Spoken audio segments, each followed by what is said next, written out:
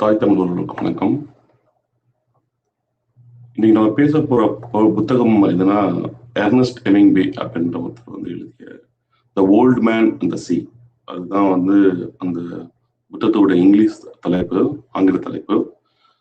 ஆனா சிலர் வந்து இது வந்து the old man and the பாய் அப்படின்னு கூட தப்பா பொருள்படுவாங்க. பட் ஆக்சுவலா எக்ஸாக்ட் அந்த நேம் வந்து the old man and the சீ. இந்த புத்தகம் வந்து 1952 வெளியாச்சு. பின்னர் வந்து இதுக்கு வந்து புலிட்சர் பிரைஸ் கூட கொடுத்தாங்க. எம்இஏ வந்து உலக இயக்கத்துல வந்து இலக்கிய உலகில் வந்து ஒரு மிகப்பெரிய இடம் இருக்கு அவருடைய படைப்புகள்ல. இந்த புத்தகத்துடைய தமிழ் பிரதியை தான் நம்ம பார்க்க போறோம். தமிழ்ல வந்து இது வந்து கடலும் கிழவனும் அப்படின்னு இந்த புத்தகத்தை வந்து மொழிபெயர்த்திருக்காங்க. அது வந்து தமிழ்ல மொழிபெயர்த்துடைய பெயர் வந்து எழுத்தாளர் சுரா அவங்க. இந்த புத்தகத்தை வந்து ஒரு வெறுமன வந்து ஒரு வயதான மீனவன் வந்து கடலுக்கு போன கதை அப்படின்னு மட்டும் ரொம்ப சிம்பிளா பார்த்துட்டோம்னா அது சரியான அணுகுமுறையா இருக்காது. ஏன்னா இது வந்து ஒரு மனிதனுடைய உள்ளார்ந்த போராட்டம், அந்த கடல் வெளியில அவன் பட்ட பாடுகள், அவனுக்குள்ள இருக்க தனிமை, அப்புறம் கையில ஒரு தூண்டில் மட்டுமே வச்சுக்கிட்டு ஒரு பெரிய மீனை பிடிக்கணும்னு அவன் நினைக்கிற ஏக்கம், அந்த தோல்வியுடைய நினைவு, பின்னால அந்த தோல்வியுடைய நினைவுகள் எல்லாமே வந்து இந்த கதையை வந்து நம்ம வந்து ஒரு எளிதான கதை, அதை வந்து மிக சிறப்பா புரிஞ்சுக்கிற அளவுக்கு உலக இயங்கியல்ல இருக்க சிக்கல்களை பத்தி புரிஞ்சுக்கிறதுக்கு ஒரு மிக சிறந்த கதையா இருக்கு. இந்த கதை வந்து நம்மகிட்ட வந்து ஒரு கேள்வி கேட்கும். என்ன கேட்குன்னா, ஒரு மனிதன் தோற்றாலும் அவன் மரியாதையோட நிற்க முடியுமா அப்படின்றத இந்த கதை வந்து நம்மகிட்ட எழுப்புற ஒரு மிக சிறந்த கேள்வி. ஏன்னா இந்த கதையுடைய மையத்துல இருக்கிறது வந்து ஒரு நபர், ஒரு வயதான கிழவர். ஆக்சுவலி அவர் பேர் வந்து சாண்டியாகோ அப்படின்ற அந்த அந்த மீனவர். அவர் வந்து ஒரு வயதான மீனவன். அவர் வந்து பல நாளா வந்து ஒரு மீனை பிடிக்க ட்ரை பண்றாரு. ஆனா ஏதாவது மீனை பிடிக்கணும், அவர் வானால ஓட்டணும் அப்படின்னு முயற்சி பண்றாரு. ஆனா அவரை சுற்றி இருக்கவங்க எல்லாருமே வந்து அவர் ஒரு தோல்வி அடைந்த மனிதராக தான் பாக்குறாங்க. ஏன்னா வந்து அவரால் எந்த மீனையும் பிடிக்க முடியல. தொடர்ச்சியா கடலுக்கு போறாரு, திரும்பி வர்றாரு. ஆனா அவரால் எந்த மீனையும் பிடிக்க முடியல. ஆனா வந்து அவர் வந்து மனதளவுல வந்து ரொம்ப ஒரு யங் பாய், ஒரு நல்ல ஒரு இளைஞன் மாதிரி ஒரு பையன். ஆனா வந்து மனதளவு சின்ன ஒரு சிறுவனா வந்து இருக்கிறான். அவன் மனதளவுல அவன் பேர் வந்து மேனோலின் அப்படின்ற அவன் பேர். இந்த சிறுவன் சாண்டியாகோ வந்து எப்படி சொல்றதுன்னா வந்து அந்த சாண்டியாகோ வந்து ஒரு சின்ன ரொம்ப சாதாரண ஒரு மனுஷரா அவரை பார்க்காம அவனுக்கு வந்து ஒரு ஆசிரியரா இருக்கிறான். அவன் இப்படி பண்ணுங்க அப்படி பண்ணுங்க அப்படின்னு சொல்ற அளவுக்கு ஒரு ஆசிரியர் போல வந்து அவன் இருக்கிறான். அவர் வந்து ஒரு முன்மாதிரியா இருக்கிறான், ஒரு வாழ்வியல் சக்தியா இருக்கான் அவருக்கு. வாழ்க்கையில வந்து சாண்டியாகோ வந்து ரொம்ப தனியா ஆகிறாரு. ஏன்னா குடும்ப குட்டி எதுவுமே அவர்கிட்ட இல்லை. எப்பயுமே ஒரு கடலுக்கு போயிட்டு வந்துட்டு இருக்காரு. அவர்கிட்ட வந்து ஒரு பெரிய வசதி வாய்ப்புகள் கிடையாது, ஒரு பெரிய படகு கிடையாது, அவரை சுத்தி ஒரு பெரிய கூட்டம் இல்லை. அவர்கிட்ட வந்து என்ன இருக்குன்னா வந்து தோல்வியை மட்டும் ஏற்காத மனம் அவர்கிட்ட தொடர்ச்சியா இருக்கு. தோல்வியை வந்து கண்டு எந்த நிமிடமும் கலங்காத ஒரு துணிவு இருக்கு. ஏன்னா அவர் தொடர்ச்சியா மீன் பிடிக்க போறாரு, திரும்புறாரு, மீன் பிடிக்க போறாரு, திரும்புறாரு. எந்த மீன் அகப்படலை, ஏழ்மையில வாழ்றாரு. பட் இருந்தாலும் தோல்வி மட்டும் ஏற்காத ஒரு மனம் அவர்கிட்ட இருக்குது. இது வந்து இந்த முழு கதையுமே வந்து ஒரு கடலை வந்து ஒரு பின்னணியா வச்சு எடுத்திருக்க ஒரு கதை இது. இந்த கதை வந்து கடல் வந்து ஜஸ்ட் ஒரு கடல் ஒரு இடம் அப்படின்ற மாதிரி பார்க்காம, கடலுக்கு ஒரு குணம் இருக்கு. அது வந்து ஒவ்வொரு நேரத்துலயும் எப்படி வந்து அழகாகுது, எப்படி வந்து சில நேரங்கள் அது கொடூரமா மாறுது. அதே போல சாண்டியாகோ வந்து கடலை வந்து ஒரு எதிரியா பார்க்கல. அவர் வந்து கடலை வந்து ரொம்ப ரொம்ப மதிக்கிறாரு. அவர் வந்து இயற்கையை வந்து வெல்ல முயற்சிக்கிறார். எப்படின்னா அந்த மீன் பிடிக்கிறதுல இருக்க சங்கடங்கள், கஷ்டங்கள் அதெல்லாம் வந்து எதிர்கொண்டு அதை வந்து ஜெயிக்கணும். அதை தாண்டி அந்த இம்பாசிபிளான விஷயங்களா அச்சீவ் பண்றதுக்கு என்னென்ன பண்ணணும் அப்படின்னு முயற்சி பண்ணாரு. அவர் வந்து அவர் கடலை அவமதிக்கல, தன் தோழியை வச்சு அவர் கடல் மேல் வெறுப்படையில. இங்க வந்து எம்இஏ வந்து ஒரு பெரிய கருத்தை சொல்றாரு. என்ன சொல்றாருன்னா, மனிதன் வந்து இயற்கையாகவே வந்து இயற்கையை வந்து முழுமையா வெல்ல முடியாது. அதுதான் இயற்கை ஆக்சுவலி. ஆனா அந்த இயற்கையை வந்து எதிர்கொள்வதில் என்ன மாதிரி எதிர்கொள்ளணும், அதை வந்து எப்படி தன் மனிதனுடைய உணர்வுகளோட அதை வந்து எப்படி எதிர்கொள்ளணும் அப்படின்றத வந்து ரொம்ப எளிமையா நம்மளுக்கு வந்து கடத்துறாரு அவரு. ஏன்னா கடல் வந்து நமக்கு வந்து கடல் வாழ்க்கை நம்மளுக்கு வந்து பரிச்சயமானது கிடையாது போல இருக்கு. ஏன்னா மீனவர்களுக்கு மட்டும்தான் கடல் வாழ்க்கைனா என்ன, அதோட கஷ்ட நஷ்டங்கள் எல்லாமே தெரியும். ஏன்னா கடல் சில நாள் அமைதியா இருக்கும், சில நாள் வந்து ரொம்ப சோதிக்கும் அவங்கள, சில நாள் நல்ல வெற்றி தரும். நிறைய மீன்கள் வலைகளாகப்பட்டு மிகப்பெரிய வெற்றி கொடுக்கும். சில நாள் வந்து பிடித்ததை வந்து திருப்பி கொண்டு வர முடியாத கூட நிலைமைகள் மாறும் இல்லையா? ஸோ கடல் வந்து ஒரு பெரிய பாடங்களை வந்து அந்த மீனவர்களுக்கு கொடுக்குது கடல் வாழ்க்கைன்றது. அதுல வந்து குறிப்பிட்ட என்னன்னா வந்து சாண்டியாக் வந்து ஒரு ஒரு குறிப்பிட்ட மீன் மெர்லின் ஒரு மீன் அந்த அந்த அந்த இந்த கதையோட முக்கியமான சின்னமே அதுதான். அது வந்து ஒரு வெறும் மீன் மட்டுமே இல்லாது. அது வந்து மனிதனுடைய கனவு, அவனுடைய பெருமை, அவனுடைய கடைசி முயற்சி, அவனுடைய வாழ்நாள் திறமையின் என்ன என்ன அச்சீவ் பண்ணிட்டான், அதனால அதோட சான்று என்ன, எதுவுமே முடிஞ்சு போல அப்படின்றதுக்கான நோக்கம் என்ன, அந்த இது எல்லாத்தையுமே வந்து அந்த அந்த பெரிய மீன், அந்த மெர்லின்ற மீன் வந்து குறிக்குது. சாண்டே வந்து அந்த மீனை வெறுக்கல. என்ன பண்ணாரு, அந்த மீனை ரொம்ப ரொம்ப மதிக்கிறாரு.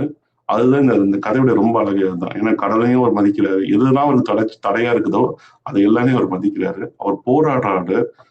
போராடி அந்த அதாவது அந்த போராட்டத்தை வந்து வெறுப்போட அணுகாம ஒரு மரியாதையோட அணுகிறாரு. அதுதான் நமக்கு இங்க இருக்கிற ஒரு முக்கியமான ஒரு பாடமா நான் பாக்குறேன். ஏன்னா நமக்கு வந்து சில நேரங்கள்ல வந்து எதிரிங்க வந்து சில சமயம் அவங்க பண்றது, நம்மளை வந்து அழிக்க வர்றது, அவங்க நம்மளை வந்து ரொம்ப கஷ்டப்படுத்துறது, இதெல்லாம் வந்து நம்மளுக்கு ஒரு ஒரு சலிப்பு உருவாக்கும் இல்லையா? ஒரு சலிப்பு உருவாக்கும். என்னடா இது இப்படி இருக்கு அப்படின்னு மாதிரி தோணும் இல்லையா? ஆனா சாண்டியாகோக்கும் அந்த மாதிரி தோணலை. அவர் வந்து மெர்லினை வந்து எப்படி அந்த மெர்லின்ற அந்த மீனை வந்து எப்படி பார்க்குறாருன்னா, அதை எதிரியா பார்க்காம அதை வந்து பிடிக்கணும், அதை பிடிச்சு நம்ம வெற்றியை நிரூபிக்கணும் அப்படின்ற ஒரு இதுவாக தான் அவர் பார்க்குறாரு. அதே போல இந்த கதையில வந்து ஒரு பெரிய பகுதி வந்து சாண்டியோட போராட்டத்தை தான் ரொம்ப விரிவாக விவரிக்குது அதுல.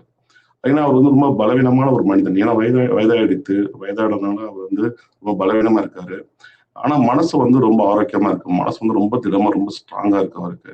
அவருக்கு வலி இருக்குது, பசி இருக்குது, தனிமை இருக்குது, சோர்வு இருக்கு. ஆனா அந்த முயற்சி பண்ணுன்ற அந்த நோக்கம் மட்டும் அவர்கிட்ட வந்து எப்பயுமே போகல. இந்த இடத்துல நம்ம வந்து நம்ம பார்க்கணும் ஆக்சுவலி. சின்ன சின்ன விஷயங்களுக்குலாம் நம்ம வந்து கோவப்படுவோம். சின்ன சின்ன விஷயங்கள் நம்ம வந்து ஐயோ இது எவ்வளவு கஷ்டமா இருக்கு அப்படின்னு பார்ப்போம். பட் அவருக்கு வந்து அந்த அந்த விடாம பண்ணணும், முயற்சி பண்ணணுன்றது மட்டும் அவர் ரொம்ப ரொம்ப ரொம்ப ரொம்ப கவனமா இருக்கிறாரு. அதே போல வாழ்க்கையில் நமக்கு வந்து இதே போல பல தருணங்கள் நம்ம வந்து இருக்கு. பட் நம்மளாம் எப்படி அதை அணுகுறோம்ன்றதுதான் இங்க முக்கிய கேள்வியா இருக்கு. ஏன்னா யாருமே நம்பாத நேரம் இருக்குது. செய்த முயற்சிக்கு பலன் அளிக்காத நேரம் இருக்குது. நம்முடைய வயது, அந்த உடல் சூழ்நிலை, அதை எதிர்கொள்ள நேரம் எல்லாத்த பொறுத்தும் நம்ம வந்து நம் மனம் வந்து எப்படி அதை ஹேண்டில் பண்றது வித்தியாசங்கள் இருக்குது இல்லையா? ஏன்னா வெற்றி கிடைக்கும்போது எல்லாரும் வந்து ரொம்ப ஸ்ட்ராங்கான ஒரு பலமான மனிதனா பார்ப்பாங்க. ஆனா தோல்வி வந்து தொடர்ச்சியா நின்றுட்டு இருக்கப்ப மனதை கொஞ்சம் கொஞ்சமா உடைய ஆரம்பிக்கும். நம்மளுக்கு ஒரு புரிதல் இல்லாம போவோம். என்ன நடக்குது அப்படின்னா ஒரு கேள்வி நமக்குள்ள எழும். அந்த மாதிரி ஒரு கேள்வியை தான் வந்து சாண்டியாக் வந்து அந்த அந்த மீனுடைய சின்னமா பாக்குறாரு ஆக்சுவலி. அவருக்கு வந்து என்ன, இந்த வெற்றியை பறிக்கிறதுக்கு என்னென்ன பண்ணணும், அந்த மீன் பிடிக்கிறதுல அதுக்கு டெக்னிக்ஸ் என்ன இருக்கு, எந்த முறையில மீன் பிடிச்சா அவர் மீனை பிடிக்க முடியும், மீனை பிடிக்க முடியும், அந்த இது எல்லாமே அவர்கிட்ட இருக்கு. அது வந்து வாழ்நாள் ஃபுல்லா மீன் பிடிச்சதுனால அந்த பழக்கத்தினால அவர் அந்த எக்ஸ்பெக்டேஷன் இருக்கு. ஆனா அதை வச்சு எப்படி வந்து மீனை பிடிக்கிறது, அந்த மீனை வந்து மற்ற மீன்கள் இப்போ ஒரு மீனை பிடிக்கிறாங்கன்னா இன்னொரு மீன்கள் வந்து அதை சாப்பிட்றதுக்கு ட்ரை பண்ணும் இல்லையா? ஸோ அதை எப்படி ஸ்டாப் பண்றது, ஸோ அந்த இதெல்லாம் வந்து ரொம்ப ரொம்ப ரொம்ப டீட்டெயிலா அழகா வந்து மீன் விவரிச்சிருப்பாரு. ஏன்னா சாண்டியா வந்து ஒரு பெரிய மீனை பிடிச்சிருவாரு, ஒரு மிகப்பெரிய மீனை பிடிச்சிருவாரு. ஆனா அந்த மீனை பிடிச்சிட்டு அவர் திரும்பி வர்றப்ப அந்த மீனை வந்து சாப்பிட்றதுக்கு ஷார்க்ஸ் நிறைய வந்துடும் அந்த கடல்ல. அவருக்கு வலைய அந்த போட்டை சுத்தி நிறைய வந்துடும். அது முக்காவாசி அந்த மீனை கொஞ்சம் கொஞ்சம் கொஞ்சமா தின்ன ஆரம்பிச்சிடும். அவரும் என்னென்னமோ ட்ரை பண்ண வைப்பாரு. ஆனாலும் அந்த காப்பாற்றுக்கான நிலைமை இருக்காது. இதுதான் கதைகள் வந்து ஒரு மிக வேதனையா பகுதியா இருக்கும். ஏன்னா அவர் மீன் இதுக்கு அகப்படவே இல்லை. மீனை வந்து பிடிக்கவே முடியல. இன்னைக்கு மீன் கிடைச்சிருச்சு, ஒரு பெரிய மீனை பிடிச்சிட்டாரு. ஆனா அந்த மீனை வந்து கரைக்கு கொண்டு சேர்க்கறதுக்கு ஆனா போராட்டம் இருக்கு பார்த்தீங்களா, அது வந்து மிகப்பெரிய போராட்டமா இருக்கும். அவர் போராடினாரு, வெற்றி பெற்றாரு. ஆனா வந்து உலகம் அந்த வந்து வெற்றியை முழுமையா பார்க்குமா? ஏன்னா நம்ம வாழ்க்கையில பல தடவை நடக்கும். நம்ம வந்து ஃபைட் பண்ணிடுவோம். எப்படி சொல்றதுன்னா, சில சில சில சில சொல்லோடங்களை சொல்லுவாங்க. ஆப்ரேஷன் சக்சஸ், பேஷண்ட் டெத்துன்னு சொல்லிட்டு. ஸோ அது போல வந்து சில சமயம் வந்து நம்ம வெற்றி அளிச்சிடும். ஆனா வந்து அந்த வெற்றி வந்து வெற்றியா பார்க்கப்படாது.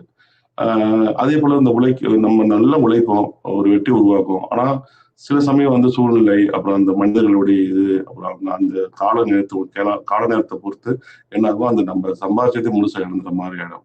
இங்கதான் ஒரு முக்கியமான கேள்வி வந்து ஏற்படுது. என்ன ஏற்படுதுன்னா, அந்த சாண்டே வந்து ஒரு பெரிய மீனை பிடிச்சார் இல்லையா, அவர் வந்து தோற்றாரா?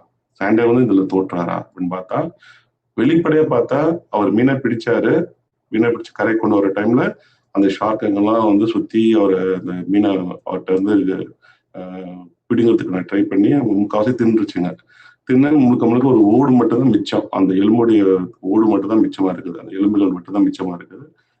எப்படி நம்ம சாப்பிட்றப்ப வெறும் மீன்லாம் திருட்ட பிறகு ஒரு எலும்புக்கூடு இருக்குமோ அது போல ஒரு இதுதான் அவர்கிட்ட இருக்குது. ஸோ இது வந்து அப்படி பார்க்குறப்ப அது வெற்றின்னு பார்த்தா கண்டிப்பா வெற்றி கிடையாது. ஏன்னா அது மீன் கிடைக்கல. ஆனா இது போன்ற ஒரு மிகப்பெரிய மீனை இந்த பலவீனமான ஏஜ்ல அவரை பிடிச்சு அதை வந்து கரை கொண்டு ட்ரை பண்ணியிருக்காரு. அதுக்கு ரொம்ப போராடி இருக்காரு. ஸோ அந்த உழைப்பு இருக்குல்ல, அந்த வயதான காலத்துல பலவீனமான காலத்துல அந்த மனதிடத்தோட ஒரு மிகப்பெரிய மீனை பிடிச்சு அது வந்து இத்தனை ஷாக்குங்க மத்தியில அவர் தன் உயிரை காப்பாத்தி அந்த மீனை வந்து முழுக்க முழுக்க கரெக்டாக கொஞ்சம் ஆனா அவர் முக்காசி கொண்டு வந்துட்டாரு. ஆனா ஆல்மோஸ்ட் அந்த கடைக்கு வரப்ப அந்த வெறும் எலும்பு கூடு மட்டும் தான் மிச்சமா இருந்துச்சு.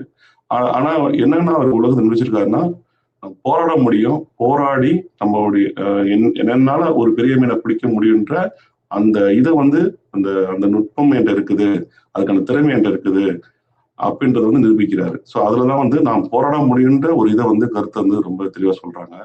அதே போல இந்த புத்தகத்துல வந்து ஒரு மிகப்பெரிய கருத்து இருக்குன்னா, தோல்வி வந்தாலும் மனிதன் வந்து உடஞ்சு போறது கிடையாது. ஏன்னா ஒரு மனிதன் வந்து வாழ்க்கையில தோற்கடிக்கப்படலாம். ஆனா அவன் மனது இருக்குல்ல, அது வந்து அடுத்து அந்த தோல்வியை ஏத்துக்காம வெற்றி பெறத்துக்கு என்ன தேவைன்றதை தொடர்ச்சியா செயல்படும். அதுதான் வந்து சேடையோட உடல் சோர்ந்துருச்சு, அவருடைய கை காயமடைஞ்சிருச்சு, அவருடைய வெற்றி சதஞ்சிருச்சு. ஆனா அவர் வந்து உள்ள வந்து உடையவே இல்லை. அதுதான் வந்து எம்மிங்கியுடைய பார்வையில உலக பார்வையா இருக்கு. ஏன்னா மனிதன் எவ்வளவு வீக்கானவன்றது காலம் போக போக வயதாகிறப்ப நமக்கு தெரிய ஆரம்பிச்சிடும். ஆனா அந்த உள்ளத்துல இருக்க அந்த உறுதி இருக்கு பார்த்தீங்களா, அது வயதை தாண்டி எப்படி வந்து அது சக்தியா நிக்குதுன்றதுதான் இங்க இங்க ஒரு பொருளை வைக்கப்படுது. அந்த மரியாதையோட கத்துக்கிட்ட அந்த விடயங்களை போச்சு மரியாதையோட ஒரு வெற்றியை வந்து நோக்கி போய் அது தோல்வி அடைஞ்சாலும் அந்த சக்தி எங்க இருந்து வருது, அந்த சக்தி திரும்ப திரும்ப தோல்விகள்லயும் அந்த சக்தி எப்படி வருதுன்றதுதான் இங்க முக்கியமான கேள்வியா இருக்கு. அதே போல அந்த மெனலின் அந்த அடுத்த தலைமுறை இந்த கதை வந்து அந்த பையன் வந்து மிக சிறந்த பாத்திரத்தை கொடுத்திருக்காரு அவரு. ஏன்னா கதையின் ஆரம்பத்திலையும் முடிவுலையும் அவன் வந்து சாண்டியாகோட தான் இருக்கிறான் அவன். ஏன்னா சாண்டியாகோ வந்து அந்த தொழிலை மட்டும் கற்கல, அவன் வந்து அவர் சாண்டியாகோட வாழ்க்கையும் கற்கிறான். அவர் எப்படி இருக்கிறாரு, அவர் என்ன நினைக்கிறாரு, எப்படி அவருடைய புரிதல் இருக்கு, இந்த உலகியல் எப்படி இருக்கு, அவர் வந்து பல விடயங்கள் அவர் கத்து தர்றாரு ஆக்சுவலி.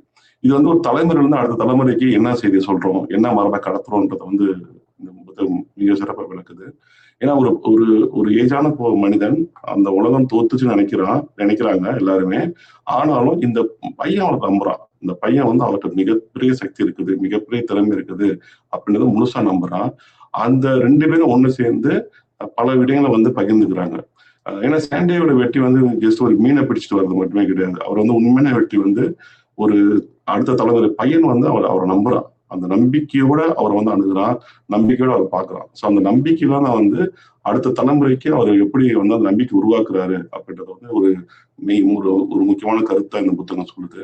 அதே போல இந்த புத்தகம் வந்து இன்னைக்கு ஏன் இப்ப முக்கியம் இந்த புத்தகம் அப்படின்னு நான் பாக்குறப்ப, இது வந்து ஒரு காலத்து கடக்கும் கதை. இது வந்து இப்ப இந்த புக்கை நீங்க எப்ப வேணா படிங்களேன், எந்த ஏஜ்ல வேணா படிங்க, இன்னும் பல நூற்றாண்டு கழிச்சு படிங்க. என்ன படிச்சாலும் இது ரொம்ப சிம்பிளா ஒரு வயதானவர் மீன் பிடிக்க போறாரு. அங்க ஒரு போராட்டம் நடக்குது. அந்த போராட்டத்துல அவர் பிடித்த மீனை இழந்துட்டு வராரு. இதுதான் இந்த கதையுடைய அம்சம் ஆக்சுவலி. ஆனா இது ஜஸ்ட் ஒரு மீன் பிடிக்கிற கதையா அப்படின்னு பார்த்தா அப்படி கிடையாது.